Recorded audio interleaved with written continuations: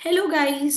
CLAT examination को बस सिर्फ एक हफ्ता बाकी है एंड बहुत सारे स्टूडेंट्स को कंफ्यूजन हो रहा है कि क्या पढ़ना है एग्जाम के लिए, किस तरीके से पढ़ना है, क्या एमसीक्यूज डेली बेसिस पे सॉल्व करने हैं, कि सेल्फ स्टडी करना है, कौन सी टॉपिक्स इंपॉर्टेंट है, कौन सी टॉपिक्स पे ज्यादा फोकस करना है और प्रैक्टिस कैसे करना है अच्छा स्कोर लाने के लिए।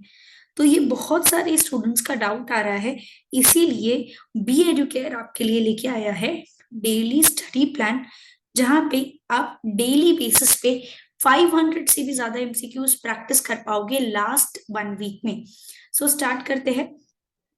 सबसे पहले तो स्टूडेंट्स, अब बिकॉज एग्जाम नजदीक आ गया है तो यूजुअली स्टूडेंट्स का अभी हैबिट बन गया है कि जल्दी उठने का।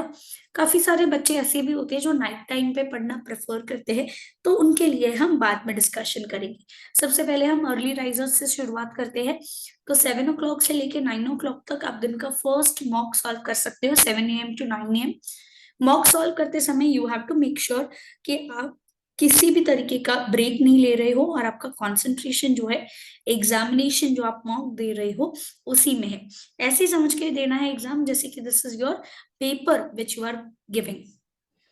नेक्स्ट इज 9 से लेके 9:15 तक ब्रेकफास्ट कर लीजिए। 9:15 से लेके 9:30 यहाँ पे आप एनालिसिस कर सकते हो फर्स्ट मॉक का। अब काफी सारे क्वेश्चंस ऐसे होंगे जो रॉन्ग गए होंगे यहाँ पे जो आपने मॉक सॉल्व किया उसपे, एंड कुछ कुछ क्वेश्चंस ऐसे भी होंगे जो आपने शायद स्किप कर दिए होंगे बिकॉज आपको वो कंसेप्ट ही नहीं पता था, आपको वो टॉपिक ही नहीं पता था। तो आपको ये करना है कि जो जो टॉपिक्स आपने छोड़े हैं उसको अच्छे से स्टडी कर लीजिए, उसका कंसेप्ट क्लियर कर लीजिए, एंड जो जो क्वेश्चंस रॉन्ग गए हैं उसका एनालिसिस करिए कि करेक्ट आंसर क्या है एंड क्या लॉजिक लगाया गया है उस करेक्ट आंसर के पीछे। नेक्स्ट इज 10:30 से लेके 11:45 तक आपको सेल्फ स्टडी करना है।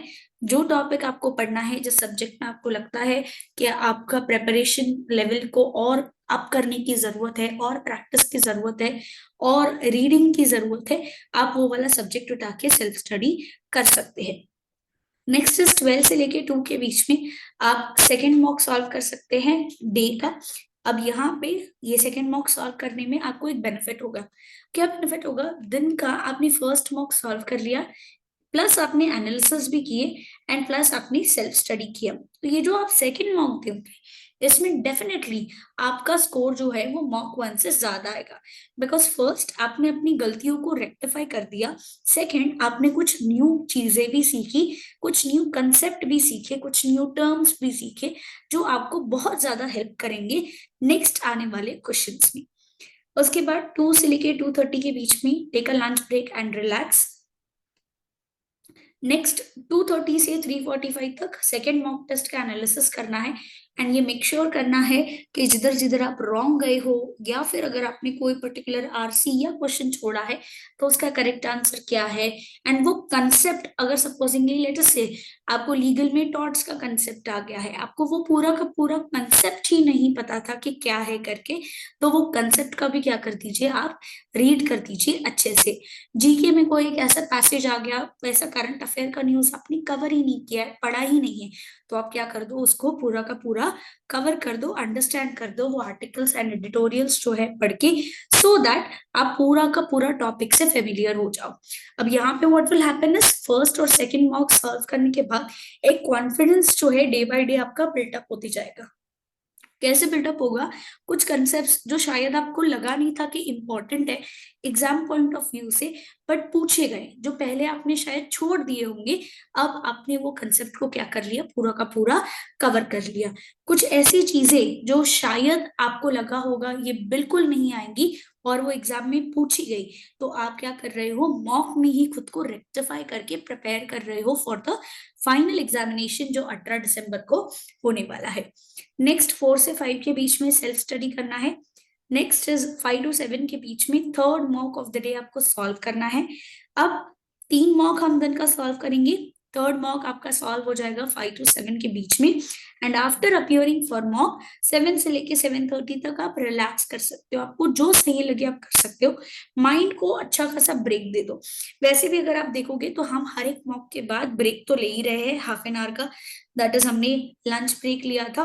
ब्रेकफास्ट का टाइमिंग थोड़ा सा कम रखा है क्योंकि ब्रेकफास्ट को ज्यादा टाइम नहीं लगता, और उस दिन में आप जैसे ही उठे हो तो आपका माइंड जो है अर्ली मॉर्निंग थोड़ा सा फ्रेश रहता है।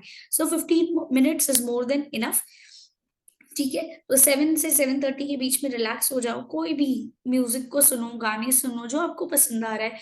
अगर स्ट्रोल वॉक के लिए जाना है, इवनिंग वॉक के लिए जाना है, आप इवनिंग वॉक के लिए जा सकते हो, दोस्तों के साथ थोड़ी चिट चैट कर सकते हो, whatever you want to do आप वो प्रेफरेबली कर सकते हो। 7:30 से 9 आप क्या कर सकते हो, एनालिसिस कर सकते हो मॉक का जो आपको करना है। अब यहाँ पे जिधर जिधर आप रॉन्ग गए, अगेन जो क्वेश्चंस आपसे छूटे या रॉन्ग गए, एनालिसिस करके उसके करेक्ट आंसर्स को निकालना है एंड उसको अंडरस्टैंड करना है। 9 से लेके 9:30 तक will be your dinner time, relaxation time, families time spend कर सकते हो। And 9:30 to 10:30 finally self study. अब यहाँ पे ये पूरे दिन के शेड्यूल में अगर आप देखोगे, you have got sufficient time to do your breakfast, your lunch on time, to take your break also, सब कुछ बराबर इसमें फिट हो गया है। And the best part is you are solving 3 mocks and also आप क्या कर रहे हो, सेल्फ स्टडी भी कर रहे हो इसी में। तो अगर आप ये टाइम टेबल फॉलो करोगे, I can be very sure कि आपको जो है क्लैट एग्जामिनेशन के लिए बिल्कुल भी तकलीफ नहीं होगी। बिकॉज अगर आप दिन के 3 मॉक सॉल्व कर रहे हो, you become very much familiar with questions कि क्वेश्चन किस तरीके से पूछे जा रहे हैं। सेकेंडली आपका रीडिंग स्पीड और क्वेश्चन एंड आंसर्स ऑप्शंस को एनालाइज करने का स्पीड भी बहुत ज्यादा इंक्रीज हो जाता है। सो अगर आपने अभी तक क्लैट की प्रिपरेशन स्टार्ट नहीं की, वो फ्लो आपने अभी तक नहीं पकड़ा है, देन भी नो प्रॉब्लम, ये 7 डेज भी आपका पूरा का पूरा स्कोर जो है वो चेंज कर सकते हैं। And remember one thing, this timetable if followed properly, this will definitely 100% boost your confidence also। अब टोटल आप कितने एमसीक्यू सॉल्व कर रहे हो, इससे 3 मॉक सॉल्व कर रहे हो, मतलब टोटल 450 एमसीक्यूज आप पर डे सॉल्व कर रहे हो। प्लस यहाँ पे सेल्फ स्टडी में आप क्या कर सकते हैं कि अगर सपोजिंगली आपको लग रहा है कि नहीं, I don't want to read any concept, मुझे एमसीक्यू सॉल्व करना है टॉपिक वाइज या सब्जेक्ट वाइज, या कोई भी आरसी मुझे सॉल्व करना है, आप क्या कर सकते हो उसमें ऐड कर सकते हो। तो यहाँ पे आपका क्या होगा, the more you practice the MCQs, the more and the better will become your score. So please make sure कि सेल्फ स्टडी के टाइम पे आप क्या कर सकते हो, टॉपिक वाइज जो एमसीक्यूज होते हैं वो भी सॉल्व कर सकते हो। तो आराम से आपका 500+ एमसीक्यूज पर डे हो रहा है। एंड अगर हम लास्ट 7 डेज की बात करें तो 7 × 500 + 3500 एमसीक्यूज आप एग्जाम के एक हफ्ते पहले क्या करके जा रहे हो, सॉल्व करके जा रहे हो, which is a very very very big thing.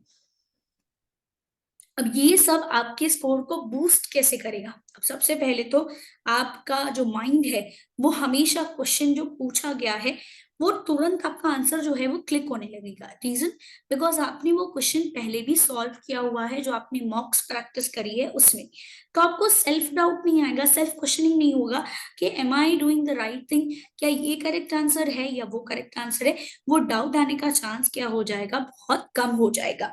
Next one is कि आप अपनी प्रोग्रेस को भी एक्सेस कर सकते हो, उसका असेसमेंट कर सकते हो। जैसे जैसे आप मॉक सॉल्व करते जाओगे, एमसीक्यू सॉल्व करते जाओगे, डेफिनेटली आपका स्कोर जो है पिछले वाली टेस्ट से ज्यादा ही आएगा। इससे आप अपनी प्रोग्रेस को भी क्या कर सकते हो, ट्रैक कर सकते हो। एंड अगर आपसे कोई भी टॉपिक मिस आउट हो गया है, कोई कंसेप्ट मिस आउट हो गया है, कोई सर्टेन चैप्टर या तो आपने छोड़ दिया है, वो कंसेप्ट भी आपका क्या हो जाएगा, कवर हो जाएगा। एंड आपको समझ में आएगा कि कौन सा पर्टिकुलर सेक्शन आपकी स्ट्रेंथ है एंड कौन सा आपकी वीकनेस है। इससे आप क्या कर सकते हो, एग्जाम के टाइम पे जैसे ही आप पेपर सॉल्व करना स्टार्ट करोगे, आप पहले अपनी स्ट्रेंथ वाले सब्जेक्ट्स को अपीयर कर सकते हो एंड लेटर आप अपने वीकनेस वाले टॉपिक्स को उठा सकते हो। नेक्स्ट आपको समझ में आ जाएगा कि क्वेश्चंस को आंसर कैसे करना है और उसको सॉल्व कैसे करना है। साथ ही साथ आप एक एग्जाम सेटअप में आ जाओगे एंड आपको समझ में आ जाएगा कि कौन से टाइप ऑफ क्वेश्चंस आ रहे हैं, बिकॉज नेगेटिव वे में आते हैं कुछ क्वेश्चंस ट्विस्ट करके आते हैं। तो जितनी ज्यादा एमसीक्यूज आप सॉल्व करोगे उतना ज्यादा आप फेमिलियर बनते जाओगे। एंड टाइम मैनेजमेंट भी आ जाएगा। एज यू ऑल नो कि एग्जाम में आपको 150 क्वेश्चंस पूछे जाते हैं फॉर 120 मिनट्स। तो अब यहाँ पे अगर वैसे देखें तो you have less than a minute for one question. इसीलिए क्लैट एग्जामिनेशन में टाइम मैनेजमेंट करना बहुत ज्यादा इंपॉर्टेंट है, क्योंकि काफी सारे बच्चों का यही प्रॉब्लम होता है कि वो टाइम नहीं दे पाते हैं इक्वली या कोई पर्टिकुलर सेक्शन को, जिसकी वजह से उनके आंसर्स जो है आते हुए वो अटेम्प्ट नहीं कर पाते हैं।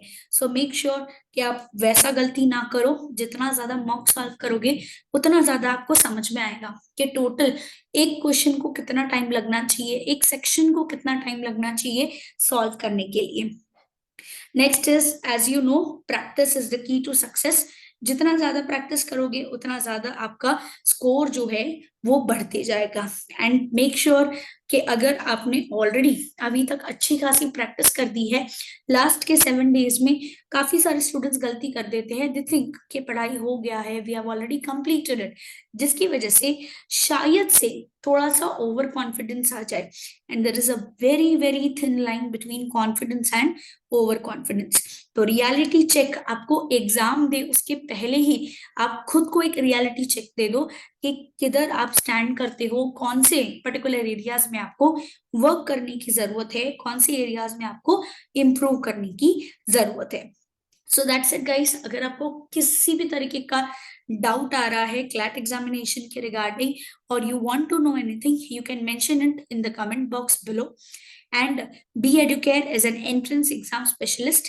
तो आप 8383818888 ये नंबर पे फोन कर सकते हो फॉर एनी डाउट और any classroom live class, recorded lecture, books, e books और test facilities. Be Educate family wishes you all the very best for your examination.